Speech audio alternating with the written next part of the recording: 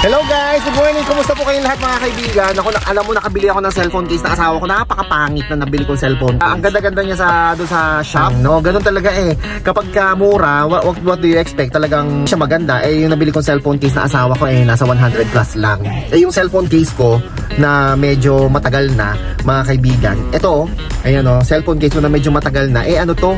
Medyo mahal siya, pero ang tagal na niya. Di ba? Maging isang taon na po siya. Nakailang beses na rin po itong nahulog at nalaglag. Pero safe na safe yung phone ko dito. Yan ang kagandahan sa phone na to mga kaibigan, oh. Ayan, oh.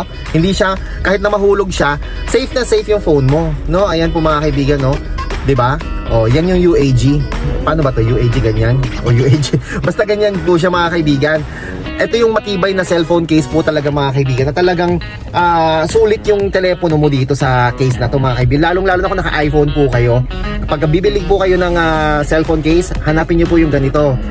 Para hindi po kayo mabudol, para hindi po kayo ma-scam o mapeke yung mabili ninyo. Kasi mahal ang cellphone mo eh, naka-iPhone ka. Kahit actually hindi iPhone, yung mahal, iniingatan mo yung cellphone mo kasi investment mo yan, trabaho mo yan, diyan ka kumikita araw-araw, diyan ka nakipag-communicate, gamit na gamit mo yung cellphone mo. Kaya wag mong gagamitan yan ng mga pipitsugin mo murahin mga housing, no? Gamitan mo yan na medyo may presyo, pero hindi naman sobrang mahal, no? Mga nasa 300, 400 lang. Okay na yun kasi pang matagalan mo naman siya magagamit. Kaya ang gagawin mo mga kaibigan, bumili ka ng housing na ganito, yan yung tatakpo niya mga kaibigan. Yung link para di po kayo ma-scam nandito po sa video na to, nandiyan sa baba mga kaibigan, nasa description box or somewhere dito sa video na to lalabas po siya.